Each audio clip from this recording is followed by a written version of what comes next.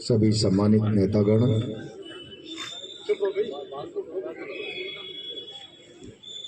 मेरे सामने उपस्थित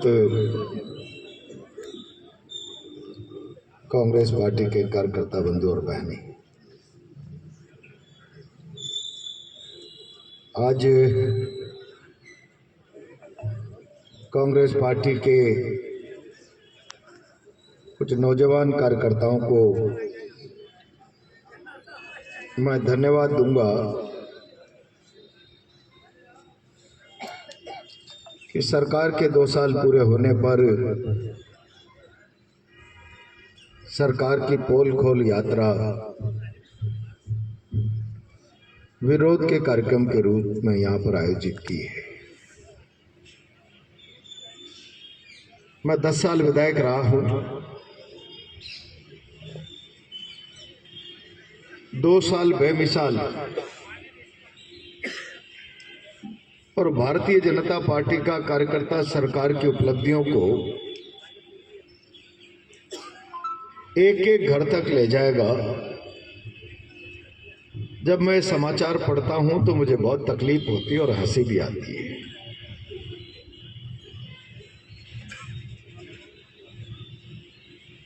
मैंने कई सरकारें देखी है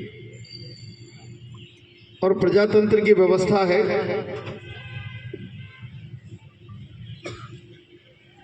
जनता जनादेश देती है, बहुमत का दल सरकार बनाता है, सरकार का मुख्यमंत्री होता है,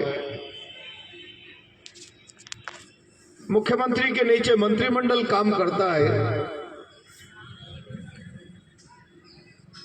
और सारी ब्यूरोक्रेसी सरकार के प्रति उत्तरदायी होकर जनता के लिए काम करती है।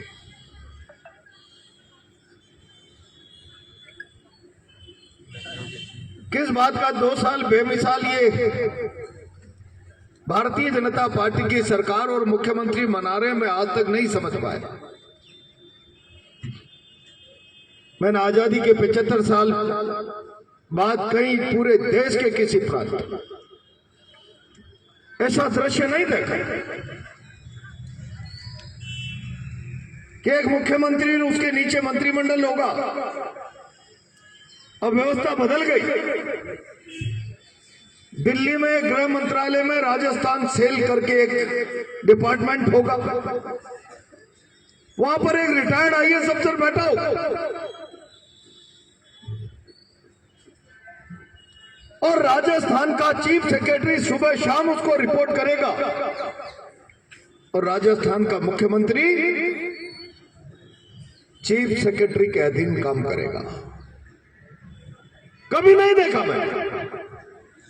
एक चीफ सेक्रेटरी होगा, उसके नीचे मुख्यमंत्री होगा, मुख्यमंत्री के नीचे का सिस्टम फिर परंपरागत। कई बार भारतीय जनता पार्टी के लोग कहते थे भजनलाल सरकार, तो मुझे हंसी आती। ब्यूरोक्रेसी के लोग दबी जुबान से कहते थे ये भजनलाल सरकार नहीं है, ये तो पंत सरकार।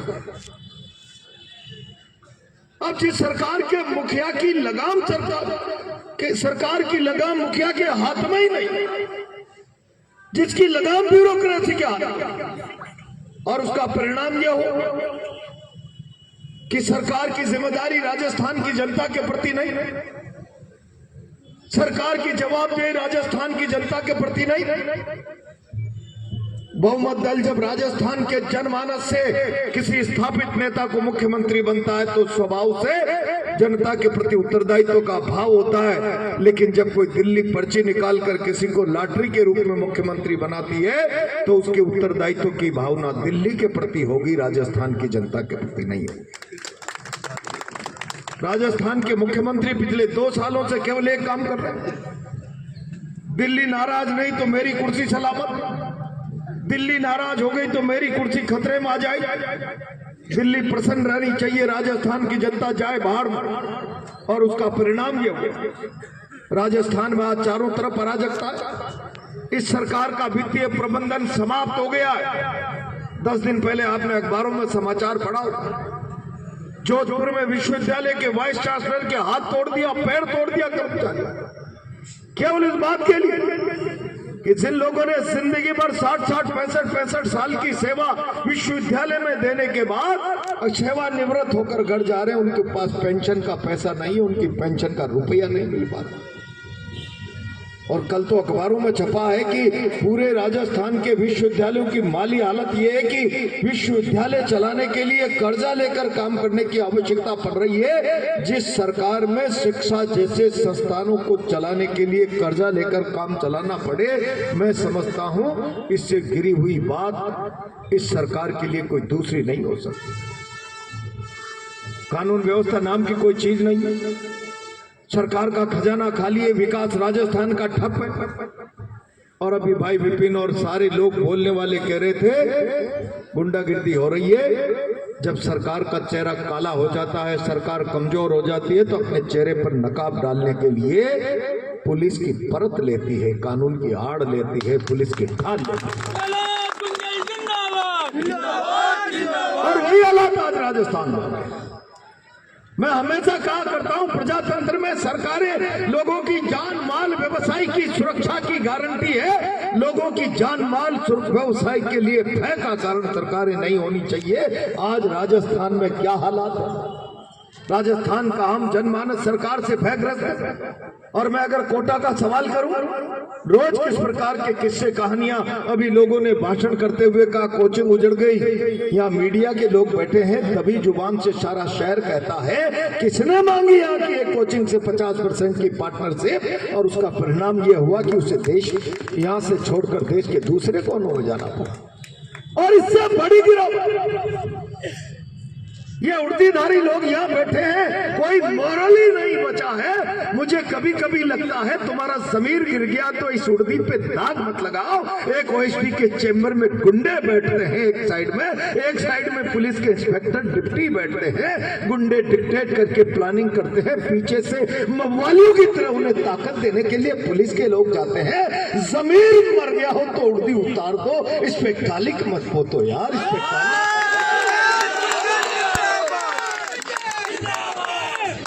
ये हालात तो यहाँ क्यों? इससे बड़ी शर्म और जिल्लत की बात क्या हो सकती? गुंडे डिक्टेट करने लग जाते। और हालात ये हो रहे कि गुमानपुरा में है बियर बार की दुकान जो अच्छी चलती थी, पुलिस के गुंडों ने जाकर बंद करा दी। नेताजी क्या से निर्देश है कि बंद कर दो। 1 महीने तक बंद रहा, पैर पकड़ने के बाद कहा छोटे भाई को 50% की पार्टनर चाहिए, तब जाकर तुम्हारा बियर बार चलेगा। कभी कहते हैं तलवंडी के मेन रोड पे किसी रेस्टोरेंट को कहा है ये पार्किंग सड़क पर नहीं करने देंगे, बहुत ज्यादा चल रहा है, और इनडायरेक्ट में ये संदेश करा दिया गया 50% पार्टनरशिप चाहिए। क्या चाहिए? क्या आप इस शहर को लूटकर खाना चाहते हो? क्या आप इस शहर की व्यापारिक समृद्धि पर ग्रहण लगाना चाहते हो? क्या आप इस शहर के अपने खून पसीने की कमाई से व्यापार को समृद्ध करने वाले हर व्यक्ति का पेट काटना चाहते हो, उसमें अपना हिस्सा बांटना चाहते हो? क्या इसीलिए तुम्हें 3 बार विधायक और 3 बार सांसद बनाया कि ये उपलब्धि पाकर तुम इस शहर के लोगों की गरिमामयी कमाई में से आधा हिस्सा काट लो, उनका पेट काट लो, और कोई नहीं कटाए तो उर्दी के लोग तो इशारे का इंतजार करके बैठे हैं? मत पोतो रे कालिक, मत पोतो। तो मैंने विद्यार्थी जीवन में ऐसे सियाई उस 90 के दशक में देखे हैं कि कोई एसपी गलत काम कराने के लिए कह दे तो गलत काम की ना करते थे, और दबाव बनाए तो घुटने टेक कर नाक रगड़ने के बजाय बेल्ट खोलकर कहते थे एसपी साहब ये बेल्ट और टोपी संभालिए, ये काम मुझसे नहीं हो सकता। क्या गिरावट आई है पुलिस के आचरण में? क्या चंद बेईमानी के टुकड़े मिल जाएंगे खैरात में? गलत काम करने से गिरावट मत आने दो समाज जीवन में। जब उड़ती धारण करते समय कलेक्टर साहब, मैं कई लोगों से कहना चाहता हूं, पूछ दबाकर एक थानेदार की हाजिरी में प्रमोटिकी में IAS IPS खड़े रहे। अरे तुम संविधान की शपथ लेकर कुर्सी पर बैठे हो, नौकरी ज्वाइन की है, किसी नेता के नाम की शपथ लेकर, किसी सरकार के नाम की शपथ लेकर नहीं बैठे। नेता आएंगे जाएंगे चले जाएंगे, ये बेल्ट का नंबर खत्म नहीं होगा, इसको धारण करने वाला चला जाएगा तो दूसरा आकर इसको पहनेगा। ये संविधान की शपथ के आधार पर मिलने वाली बेल्टें हैं कि इसको जिल्लत मत दो, इसको अपमानित मत करो। क्या हालात हो रहे हैं इस शहर में, मवालियों की तरह पुलिस और गुंडे मिलकर लोगों के मकान खाली कराने, दुकानें खाली कराने, लोगों के धंधों में से हिस्सेबाजी करने का जो काम चला रखा है। आखिर आप राज चला रहे हो या अपराधी गिरोह चला रहे हो? मुझे अफसोस, ये सारा काम शहर की आंखों देके हो रहा है। कोई एक व्यक्ति लिखने का और बोलने का साहस नहीं करता। खबर जरूर लिखेंगे, फला जगह जुकाम हो गया स्पीकर जी को, पैदल चलकर वहां गोलगप्पा खा लिया। चार कोने अखबार के चारों कोने के समाचार बन जाएंगे। अरे कुछ तो अपने आप को इस आवाम के प्रति समर्पित रखो। मीडिया हो चाहे प्रशासन हो, ब्यूरोक्रेसी हो, सबकी जवाबदेही आम उपभोक्ता के, आम आवाम के प्रति है। नेताओं की हाजिरी में, गुलामी में अपने ईमान को मत बेचो और इसके अधिकारों के साथ कुठाराघात मत करो। अभी पिछले दिनों अरावली का संकट है। मैं बहुत जिम्मेदारी के साथ कहना चाहता हूं, बहुत जिम्मेदारी के साथ। देश किस दिशा में जा रहा है ये कांग्रेस के कार्यकर्ता को सोचना पड़ेगा, आगे बढ़ना पड़ेगा। प्रधानमंत्री नरेंद्र मोदी जी कहते हैं मेरी मां चली गई, उसके बाद मैंने पूरे देश को आह्वान किया है एक पेड़ मां के नाम पर लगाया जाए। एक पेड़ तो हम मां के नाम पर लगा रहे हैं, लेकिन करोड़ों पेड़ मित्र अडानी के नाम पर कटवा रहे हैं। ये आखिर ये कैसा भारत, क्या करना चाहते हैं? पिछले दिनों अरावली का हल्फनामा राजस्थान सरकार के आधार पर भारत सरकार ने कोर्ट में दे दिया। जो 100 मीटर से नीचे की पहाड़ियां हैं वही अरावली पर्वत की परिभाषा में ऊपर वाली आएंगी, नीचे वाली नहीं आएंगी। 93% अरावली की पहाड़ियों पर संकट मंडरा गया। और जब पूरा देश खड़ा हो गया, देश के बुद्धिजीवी ने, देश के एनजीओ ने, देश के अलग अलग तबके के निजी तरीके से विचार देश और समाज को देने वाले तमाम लोगों ने अपने मोबाइल की करोड़ों डीपियां बदल दी। सेव अरावली, धरती के नीचे से जमीन खिसक गई। अमित शाह और मोदी की, कहीं अन्ना हजारे के आंदोलन की आहट तो हिंदुस्तान में सुनाई नहीं दे रही है। सेव अरावली के बाद, उन परिणामों की भयावहता के बाद सुप्रीम कोर्ट के सामने जाकर नाक रगड़ दी। हल्फनामा वापिस लेंगे तो जूता मुंह पर पड़ेगा। भगवान के लिए आप हमारी प्रार्थना सुन लीजिए और सोते संज्ञान लेकर इस पर स्टे दे दीजिए। शर्म करो, चुल्लू पर पानी में डूब मरो बेईमानो।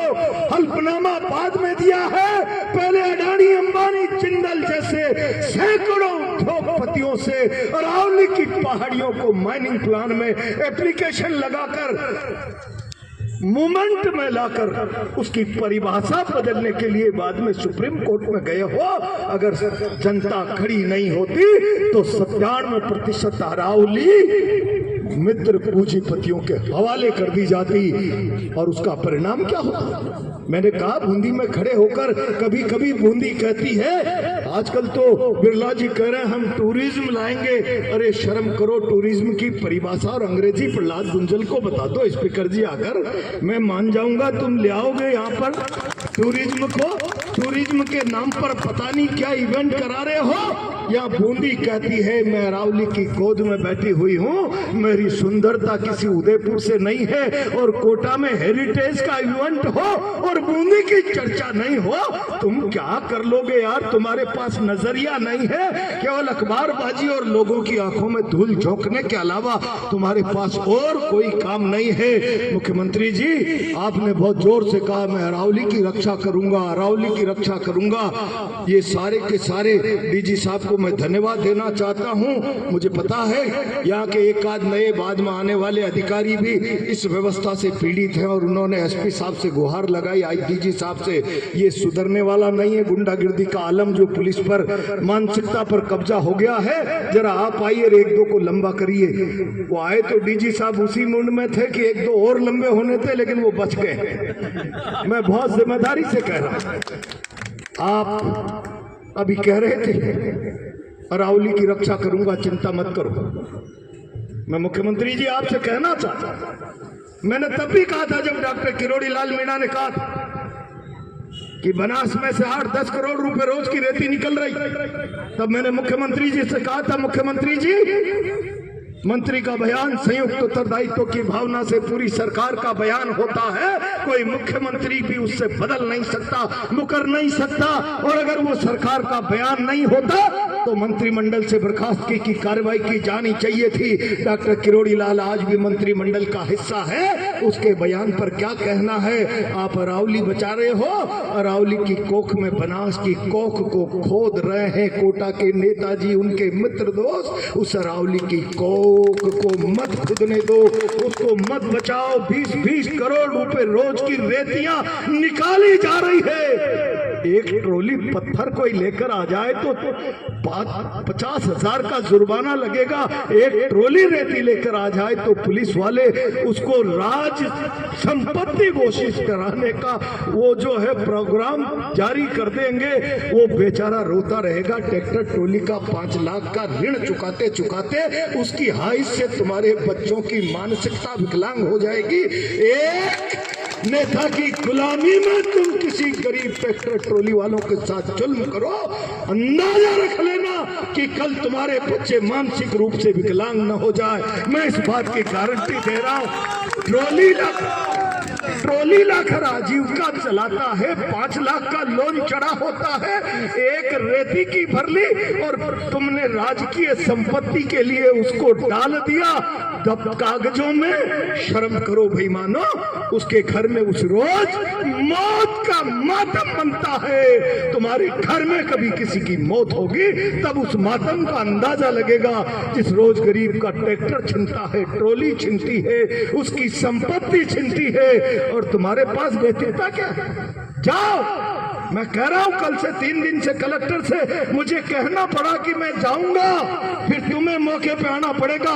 हिम्मत नहीं, लाठी चला सकते हो, गोली चला सकते हो, किसी की माँ ने दूध नहीं पिलाया कि हमारा पैर पीछे हटा दे। मैं कल लपकाया मैंने कि वहाँ 4 चौमा में अवैध खनन हो रहा, कान में जू नहीं रहेंगी। दूसरे दिन का मैं जाऊंगा, कलेक्टर साहब, एसपी साहब मौके पर आ जाएगा। तुम्हारे सीआई की औकात नहीं कि प्रहलाद गुंजल से आके मौके पर बात कर ले। तेरा कल्पना कर लीजिए कि इस झगड़े को तब जाकर बंद कराया, फिर कल रात में 3 दिन बाद वापस चालू कर दिया। अरे तलवे चाटने की नौकरी कर लो यार। नेताओं की जिल्लत की पराकाष्ठा पार होती है भाई। मैं बहुत जिम्मेदारी से कांग्रेस के कार्यकर्ताओं से कहना चाहता हूं, ये सरकार बेईमान, इस सरकार के नेता बेईमान, इनके पास कोई नजरिया नहीं है राजस्थान के साथ न्याय और इंसाफ करने का। और जब राजस्थान के साथ न्याय और इंसाफ करने का कोई नजरिया नहीं, जवाबदेही पर खरा उतरने की स्थितियां नहीं, पब्लिक जवाब नहीं मांग ले, इसलिए उड़दी का भय लोगों को दिखाया जाए। और ये जब तानाशाह निरंकुश शासन बन जाता है, कमजोरी के कारण अत्याचार बढ़ाता है, तब विपक्ष को मजबूत और सजग रहना पड़ेगा। ऐसे हालात में डरा हुआ और कमजोर विपक्ष भी लोकतंत्र के लिए घातक हो जाता है। इनका प्रयास रहता है कि जनता में भय बना दो। उदासीन जनता भी प्रजातंत्र के लिए कलंक का काम कर जाती है। ये परिस्थितियां आज मोदी शाह ने देश में भय बैठाकर विपक्ष को डरा दो, विपक्ष को भयभीत कर दो, असंगठित कर दो, जनता को भय के कारण उदासीन बना दो। ऐसे हालातों में इस भारत के प्रजातंत्र को बचाने के लिए तुम चलाइए। 5 साल का मैंडेट दिया है, 5 साल बाद तुम्हारा जनाजा राजस्थान निकाल देगा, लेकिन 5 साल में तुम इस राज के काले कारनामों पर, नाकामियों पर पर्दा डालने के लिए जनता में भय का माहौल बनाना चाहते हो। कांग्रेस पार्टी और एक एक कार्यकर्ता इस भय का डट कर मुकाबला करे। इन कमजोरों में ताकत नहीं है, ये केवल अपनी कमजोरी को छुपाने के लिए उर्दी का आसरा ले रहे हैं। जो अपनी कमजोरी पर पर्दा डालने के लिए उर्दी की शरण में चले जाए, उर्दी की पर्दी बना दे, उर्दी का दीवार बना दे अपने संरक्षण के लिए, इन कायरों को उखाड़ कर फेंकने के लिए केवल हिम्मत और हौसले की जरूरत है। एक बार जोर से हुंकार भरेंगे, मेरी गारंटी है इनके पांव उखड़ जाएंगे। इस शहर में हालात विकट है, इज्जत से कोई व्यक्ति धंधा नहीं कर पा रहा, भयग्रस्त है। यहाँ मोबाली और पुलिस साथ साथ बैठकर जमीनों पर कब्जा करने का काम कर रहे हैं। अरे एक आध अफसरों का ईमान गिर सकता है, सारी उड़दी को मत बेचो यार, कलंकित मत करोगे। तुम्हें अपनी नौकरी अच्छी प्राइम पोस्टिंग चाहिए, कुछ बच्चों के लिए 2 पैसा बेईमानी का चाहिए, उसके चक्कर में तुम सारी इस उड़दी को काला काजल मत लगाओ यार, शर्म करो, सुल्लूभर पानी में डूब मरो, कुछ तो नैतिकता होनी चाहिए। और ये स्थितियां यहाँ पर IAS अफसरों की हो गई, तुम्हें शर्म आना चाहिए। IAS इंडियन सर्विस, अब इसके बाद तो तुम्हें हम कोई इंटरनेशनल सर्विसेज का तमगा तो नहीं दे सकते। इतनी बड़ी सर्विस के बाद तुम चूतियों में जाकर बैठो, थानेदार के प्रमोटी लोगों के अनैतिक तरीके से तुम हाजिरियां भरो नेताओं की। हिम्मत रखो, हिम्मत रखो। मैंने 1980-90 के दशक में जब विद्यार्थी राजनीति में था, इसी कोटा में एथिक्स पे जीने वाले ऐसे ऐसे थानेदार देखे हैं जिन पर कोई SP के दबाव से काम करने की नौबत आए तो टोपी और बेल्ट SP साहब के टेबल पर रख देते थे। ये गलत काम नहीं होगा। जरा कुछ लोग उनमें से जिंदा होंगे, कुछ नहीं होंगे, उनकी स्मृतियां हो तो उनकी तस्वीरों को झांक कर अपने संतस के काले को मिटा लिया करो यार। सरकारी नौकर हो, किसी के गुलाम नहीं हो, मवाली नहीं हो, ये स्थितियां पैदा करो। और ये स्थितियां पैदा नहीं की तो इस शहर को सरागा जो नेताओं ने बना दिया, तुम भी जानवरों की तरह उसको चरने वालों में शुमार हो जाओगे, उसको लूटने वालों में शुमार हो जाओगे। कुछ तो अपनी इज्जत की परवाह करो। थोड़े थोड़े लोग सब मिलकर अपनी इज्जत की, अपनी नौकरी की, अपनी मर्यादा की परवाह करो। मैं आज इस अवसर पर कांग्रेस के लोगों से कहना चाहता हूं, सिस्टम कोलैप्स हो गया है, मुख्यमंत्री के हाथ में कुछ नहीं है, कोटा में गुंडागर्दी का राज है। अब छाती तान कर खड़े हो जाओ, बहुत हो गया है। 2 साल हमने इस सरकार को, इस गुंडागर्दी को सुधर जाओ ग्रेस पीरियड दे दिया। अब कोई गुंडागर्दी हुई तो जान की कीमत पर पब्लिक का अपमान बर्दाश्त करेंगे। ये संकल्प धारण करके कांग्रेस का कार्यकर्ता जाए, ये सरकार अपने आप पतन के रास्ते पर जा रही है। जरा गरजते रहो, बरसते रहो, हुंकार भरते रहो जनता के हक अधिकार के लिए। मेरा विश्वास है 2028 हो सकता है उससे पहले ही सरकार की विदाई का रास्ता बन जाए। बहुत बहुत धन्यवाद।